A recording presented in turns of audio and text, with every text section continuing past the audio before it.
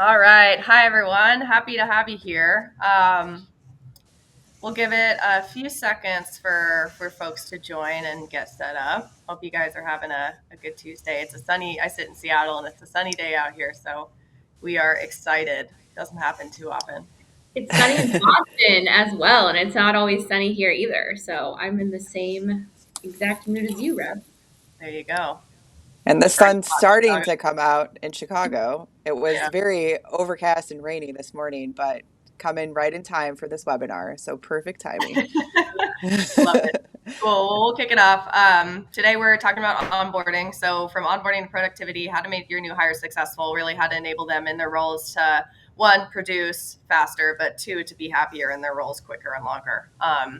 So to kick it off, give a quick intro of who we are, Insight Global. We're one of the largest staffing services and professional services providers in North America. Do have a global presence as well. Anything from your standard temp to hire, permanent placements, as well as more advanced services is something we provide.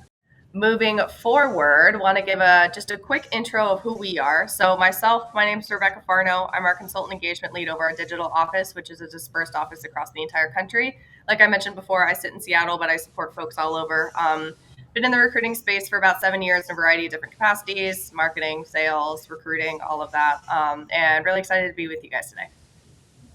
My name is Nicole Ori. I'm a consultant engagement regional, and I actually service the entire consultant population at Insight Global. And a lot of that is onboarding. So I'm really excited to be here today, talk to you all.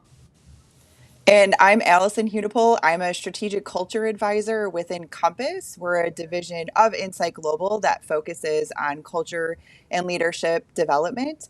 And part of the work that we do centers around onboarding and how to effectively get folks successful and productive in their roles. So, really excited to be here with Nicole and Rebecca and to join all of you today.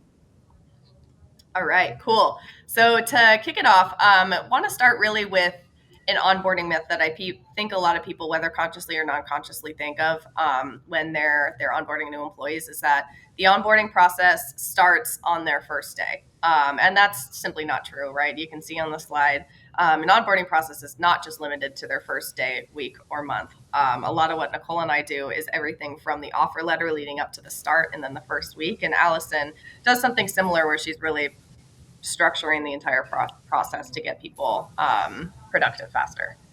Yeah, Yeah. really even thinking about 6 months of like what that initial experience is and the impact of how we're treating folks and just creating that environment for them, supporting. So yeah, really thinking even up to a year even. So Because it's really when they feel really ramped up, right? Like onboarding is pretty much you're supporting them until they are 100% ramped, productive, and efficient. So that's how I like to think about it. And I think to Reb's point, we often think onboarding starts with the first day. But really, if you start on the first day, you might be behind because I'm sure, a lot of you can relate. If you request access or equipment, if you were to wait for the first day, they might not have any of those key items for, a week or so. So that would affect the ramp up time and productivity. So I think it's so crucial to start your onboarding process and get organized and have a system as soon as you identify your hire. Yeah, and you mentioned, the getting access on the first day, getting their laptop a week late, and think about how that makes somebody feel, just in terms of how prepared the employer is to bring them on, whether it feels last minute or whether it gives it or indicates that there was some thought put into it. And I think that lends to some of these stats on this page. I'll start with that 93%. 93% of new hires said their onboarding process would determine whether or not they stay. That's a wild number to me. That's extremely glaring, right? Is what you can do within that first offer letter to start, and then for 6 months, first year, is hugely determinant of their production long term. And I think that makes the writing on the wall that you have to build some sort of onboarding program to support folks to make them want to stay in their role. yeah, that one's a gut punch to me every time I see that stat. We use it in one of our decks, and it's just like so powerful because it is the impact that you're creating for that person, but also on the company, because then it gets back to those costs of if we're losing these people and not ensuring they're the right fit or that they have the right experience. Such an impact to everyone, not just that person. when I think about it, I think you're making your first impression. They don't know who you are. You could say all these things, and it's your first time to actually prove it. And that, I think that really sets the pace. So if you're really unorganized or you don't have the right process in place, or maybe it's nothing of fault to you and your effort, it's just there isn't something there to assist you, it could leave a really bad taste in the mouth, which I know kind of leads to that next stat, Rev, that I know you'll go into. But it's just that trust and transparency is so lost if we don't anchor there. Yeah, totally. And that 47% of employees report they're still in the market even after they've been hired. That makes a lot of sense to me, right? Because if you think about a situation, and we'll get into structures around how we can prevent this or how y'all can prevent this in practice, but um, think about getting an offer letter, having so much communication with the recruiter and the hiring manager, getting an offer letter, signing it, and then radio silence for the 3 weeks up until you start. That is something to me. I mean, of course, I'm in the space all the time, but as a candidate too, that would frighten me and think, okay, is this job solid? Do they have the funding? Is something going to fall through, especially in this economy? So building a structure around 3 buckets that we'll get into around administrative, cultural, and all these things to make sure that you're in lockstep in communication with them the entire time up to the first day is really going to dictate whether or not you have a 50% chance of losing them after offering the job, really. And sometimes we don't have the best update to give, right? Like the equipment is delayed or the start date might be a week pushed back, or sometimes we don't have any update at all. But it's actually more harmful, in my opinion, if we just don't share those updates, because then they feel, the term ghost is used a lot in the recruiting and staffing world. But transparency is just so key, even if it's not a crazy good update. Yeah, and that 77% too, just those that have a formal onboarding program hit their first performance goal. This is something that Nicole and I do all the time with structured performance reviews with our consultants. But Allison, I know you are deep in the weeds with this one. Yeah, definitely. I mean, we don't want it to feel like just a check the box exercise, that we're ensuring that these folks are integrated into the organization. So I'm clear on my roles and my responsibilities. I have all the equipment, the logistics, that's all sorted out. But I think more importantly, it's that I'm able to start being able to build relationships with my team, with others outside of my team, so that I can be more effective in actually performing in the role and what my responsibility is, why I was ultimately hired for that position. Yeah, totally. It's onboarding as an enablement tool to make sure your folks have the opportunity to culturally integrate as well as understand exactly what's expected of them. Which kind of goes into our next point about how at Insight Global, excuse me, we like to bucket our three onboarding lenses. So you can see here administrative, technical, and cultural. I think about the administrative a lot just from a streamlining process in my division. We have almost 80 folks that are supporting both clients and consultants. So how do we streamline everybody's processes as easy as possible? Think about administrative. You get an offer, and then one of the most important things that can happen is a streamlined process of getting you all of the paperwork you need, your background check initiation, understanding where your benefits are going to come from, when you elect, when they count, whether it's day 1, day 30, any cultural values or documentation that the company needs to provide. I think this is one of the easiest things to just automate regardless of what you have, right? Some people have these robust third-party systems that they can automatically send everything out and then it's tracked internally. But even so much as a simple email signature with everything attached into one email that's sent out right away with scheduled touch points, or just something to take the administrative stress off of everybody so people understand exactly what's expected of them prior to starting right from the beginning. I also think having a point of contact as an escalation. I think often if you're filling out your paperwork and you're not really sure what to do, you hit a roadblock, you don't know who to reach out to. Oftentimes it might not be you as the hiring manager, or maybe it's HR, or maybe you have a different point of contact in your organization. So I think clearly outlining that as soon as the new hire gets the paperwork would really ease that. And I actually just saw a question come in the chat, and that was not planned, but I think that would be along the lines of my answer for a more shy employee, just creating that like open line of communication that if you do have a question, it's okay. We're here to help you, to just really build that trust. Yeah, and my line, when I think about shy employees too, this is just a quick thing. I've always encouraged my consultants or hires before they're starting to reach out to me via text if they have any questions. It doesn't have to be a formal communication. I want to make sure that my door is open for anybody that needs the support in whatever avenue they're most comfortable with, because ultimately we want to empower folks to get through that shyness and feel more comfortable or comfortable enough to give me a call, but a text is a really good intermediary, I think, to initiate that level of conversation and that trust. Yeah. And that goes back to building the relationships too. I mean, that we've built those relationships, but then they can start to build those once they get into the organization through that second lens too. With the technical, a lot of times they'll get paired with a buddy or a mentor, but the technical is really focused more on giving them the understanding, the skills, the training that they need so that they can be effective in their daily roles and responsibilities. So this is a big one too. I think often people think of just administrative and then they kind of forget about the technical, like that just happens after the fact. But the third is definitely the one that is often missed. That's really looking at the behavioral strengths and the challenges. Back to that word we keep bringing up, transparency, of really shedding those insights early on so they know the environment they're coming into, the good, the bad, the ugly, not to create a negative environment, but to create the reality, so that they understand how that they can further live out those strengths and be able to overcome and support those challenges, and just understand the nuances of the day to day that typically aren't articulated. They're kind of thrown into the fire and they have to figure out on their own. But if we can provide that up front and early on, it just helps them to be productive and more confident at a much faster rate than most organizations.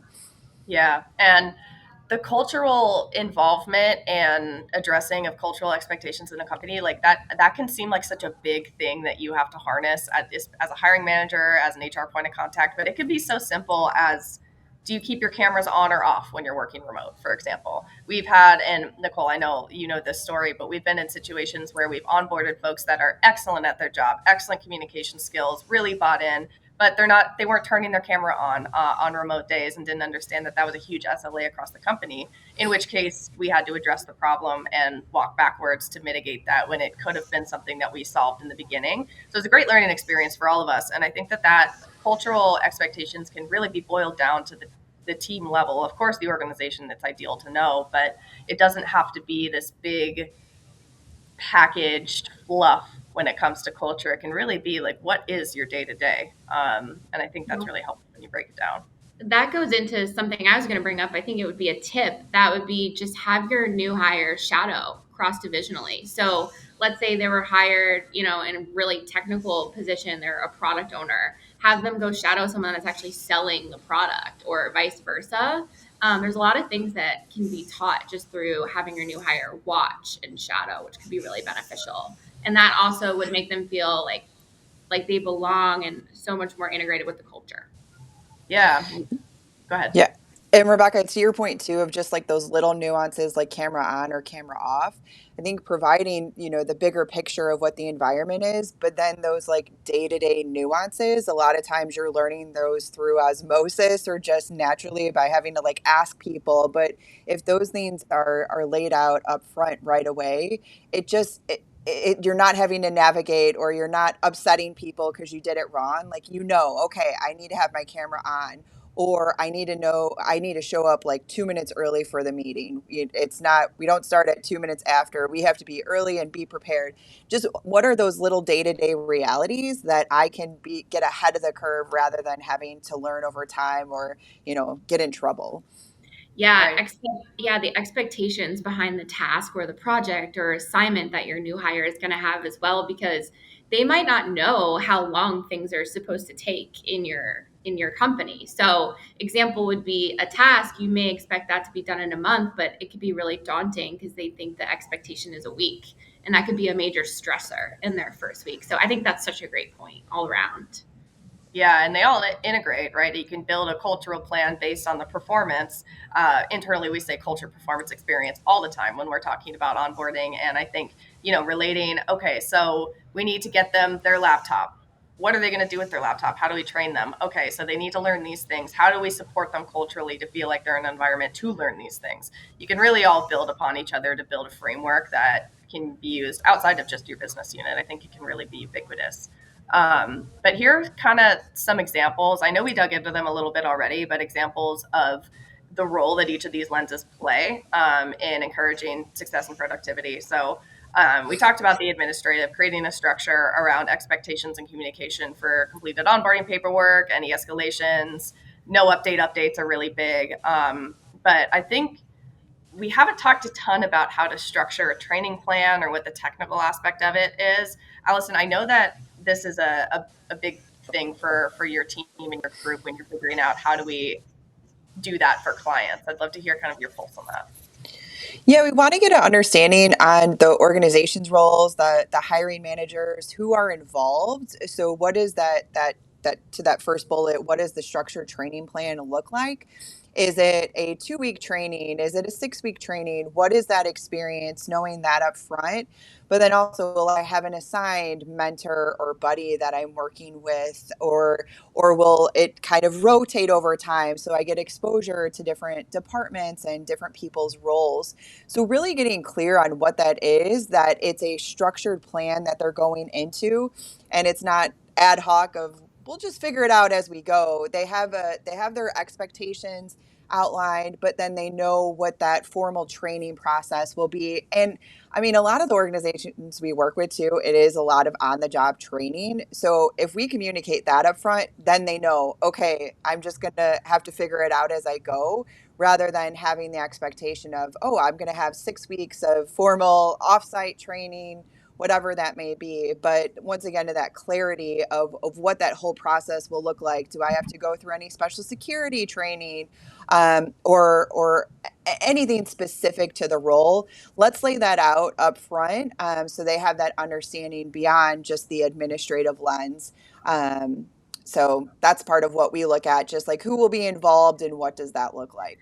I also think that could really help with your retention, specifically in the first 3 months of work, because as a new hire, you're coming in, you're like, oh, wow, like they really value me here. There's a lot of work to be done. They want me to be productive quickly. There's projects that excite me, or I'm going to get to learn this new skill in this amount of weeks. So I do, yes, of course, that would ramp them up faster, but also just get them off the market, to stop interviewing, for time back and cost back to you as a hiring manager or HR as well. Right.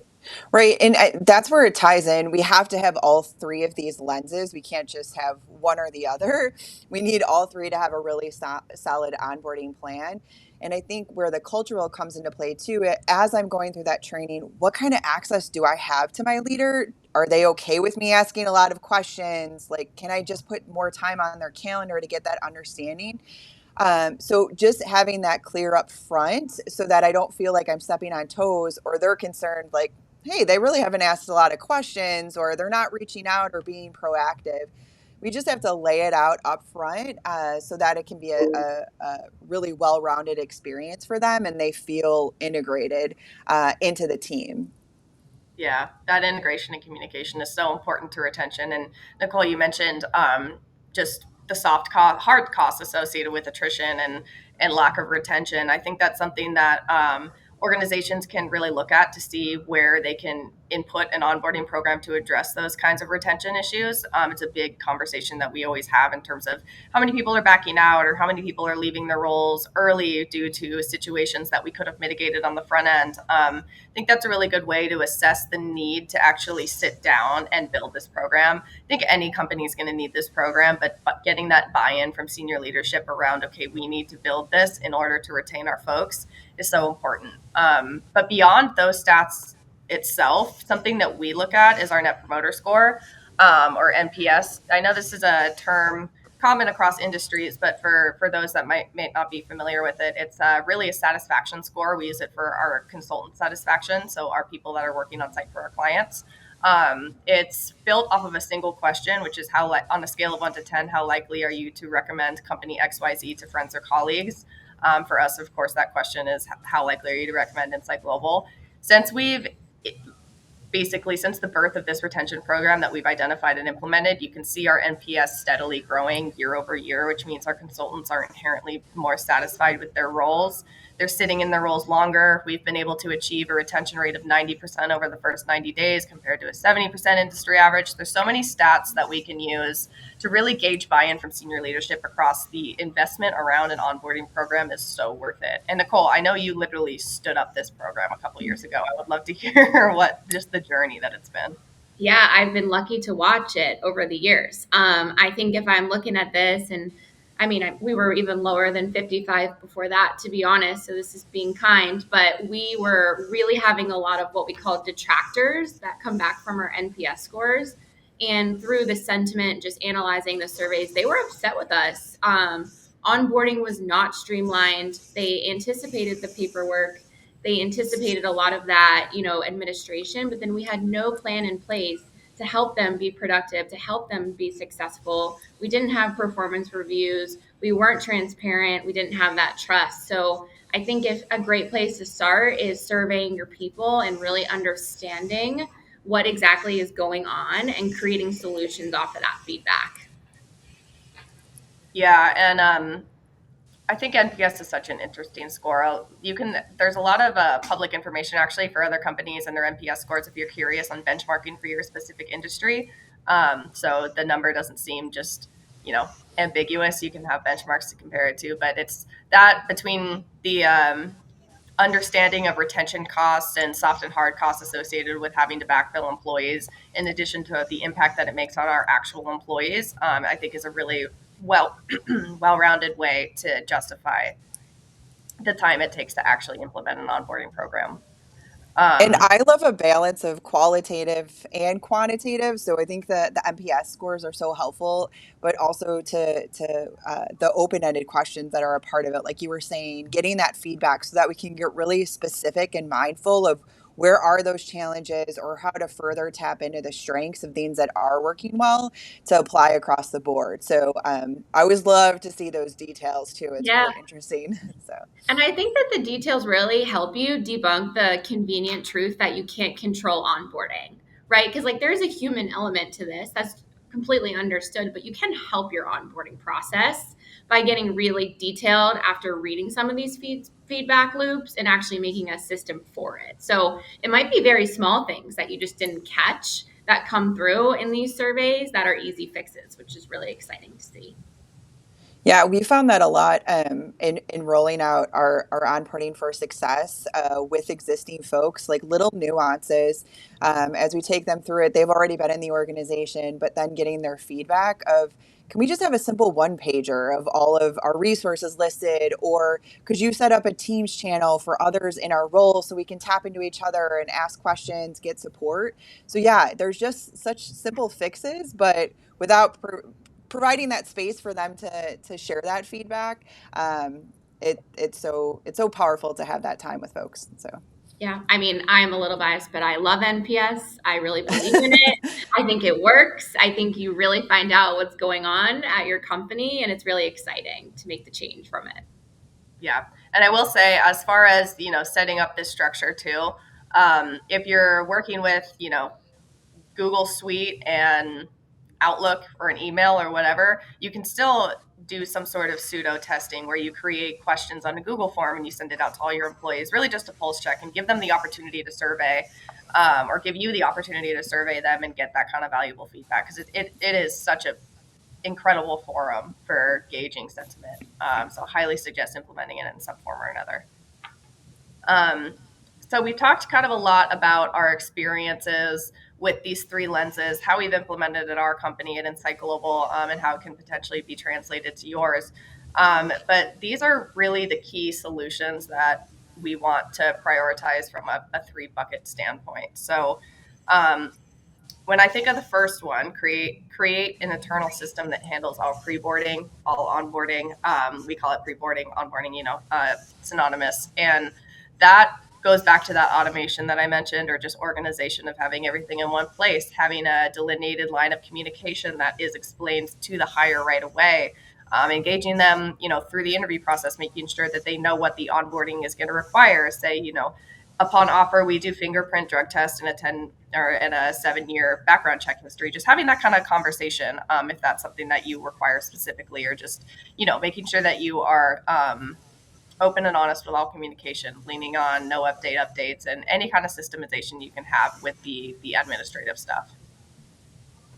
I just can't help but say, like, during all of that, just don't forget the empathy and the care. Like, this is a big move for someone. It's a big life change. They're moving from career to career, and joining you. So I also think, like, thinking back to the NPS score, we wouldn't have gotten there unless we followed what we call our journey of really taking care of someone from start to finish. So it seems like this is a lot of like to-do list item, checks the boxes things, but it's also just like going back to the relationship piece and acknowledging that this is a lot. That's a great point because it is. It's a leap where, people are taking that risk and embracing a new opportunity or adventure. But yeah, the communication is so key, but really that we have a people first perspective throughout the whole journey. Yeah, and that gives way to that second point of just prioritizing continuous connectivity and touch points, whatever that means for you. We've given examples of what that means for us, but it can mean something totally different in your industry and your team specifically. So whatever that means, and I think to Alexandra, your question on shy employees, this is an excellent opportunity to foster that communication too.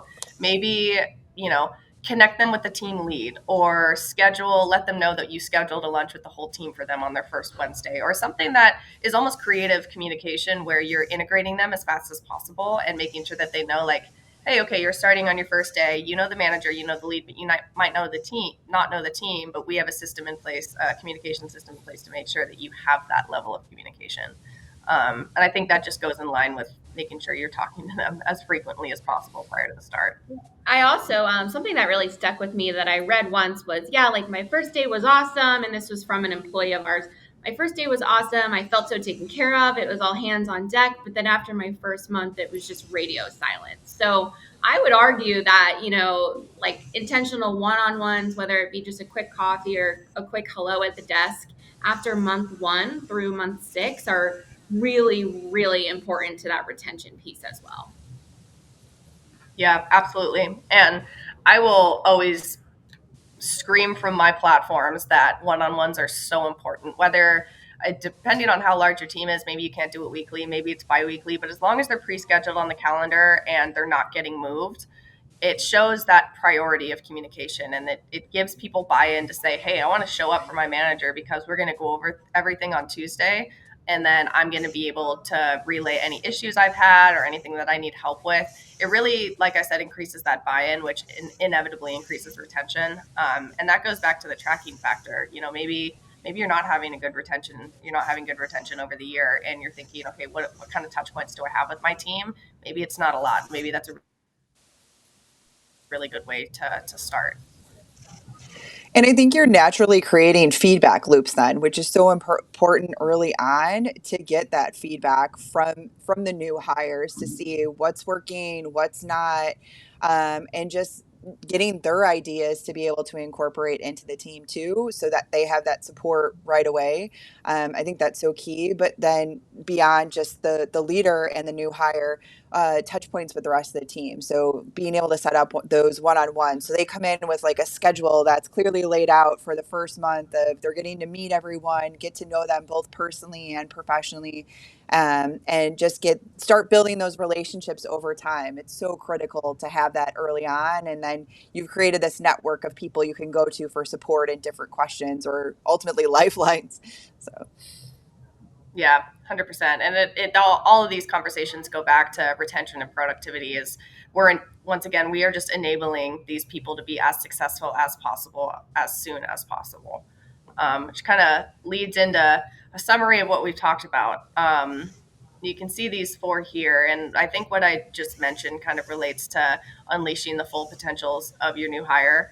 And that's really what it's all about, right? Is the whole time, whether it's money or time investment or both that you're putting into this onboarding program, what it does is it ultimately is going to help you hit your goals faster. It's ultimately going to foster a better team culture. It's going to make everything easier down the line. And I know it can seem like a lot to dedicate 3-4 hours to structuring out what this kind of program would look like for your team specifically, but the impact is just it's enormous, both from a monetary standpoint and from a cultural standpoint.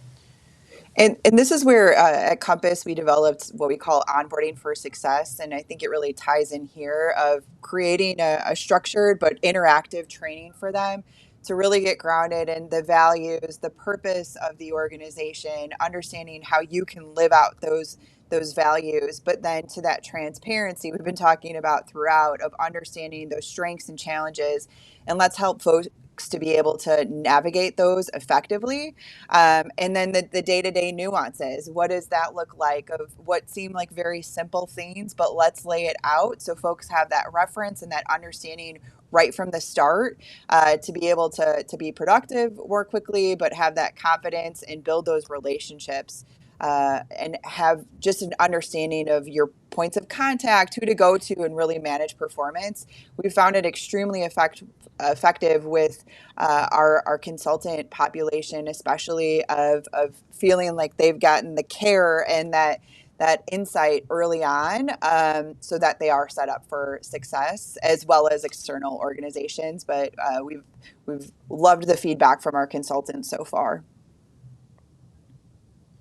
Yeah, and I think that really lends to making that onboarding process hands-on. So what does that mean to be successful? How do you get them through their 90-day plan? How do you structure that? How do you make sure that the onboarding program isn't just you dictating expectations? It's okay, how can we get there together? And that can mean a lot of different things, right? But it all comes down to that communication. I mean, so well said. I feel like we just covered it all, which makes me so excited because I see us living this out day over day. And really, all of this makes such a difference in employee happiness in that first, 0 to 90 days. Absolutely. Yeah. And that realistic expectations and transparency, just be real, just, it doesn't need to be a fluffy structured program where, you have to abide by a specific script. You can tailor it to what your team really is and who you are as a manager or who you are as an HR leader, because that's so different, right? And that lends to the team culture as well. So I think, like we talked about it's all about that communication and time dedication to really build a program that works. Trust throughout the entire process. Yes. Yes. So key, so key. And in ensuring that it matches your culture too. You don't want to set unrealistic expectations prior to them starting. That this is a real like hands-on. We're always collaborating and working, together in teams, and then they come into the office or their virtual workspace, and there's no interaction across team members. Everyone is working individually. So just ensuring that that's clear up front, and going back to that shot, that may be a better fit for that candidate, of that knowing upfront what that environment is, rather than setting an unrealistic expectation and then boom, they're gone within the first 30, 90 days. Such a good point. Just that transparency, because ultimately you are looking for that culture fit, right? And maybe not everybody falls into that specific silo of operating, but you will find somebody that does, and then they'll stick around longer, and it's inevitably going to be a better situation for everybody. Yeah, so important. Right. Save time, save money. Save time, save money. Love it. So hopefully y'all found this helpful. It's something that we are really so passionate about at Insight Global, and we'll be continuing to scale our retention programs and our consultant happiness programs, engagement programs, all of these different kinds of things.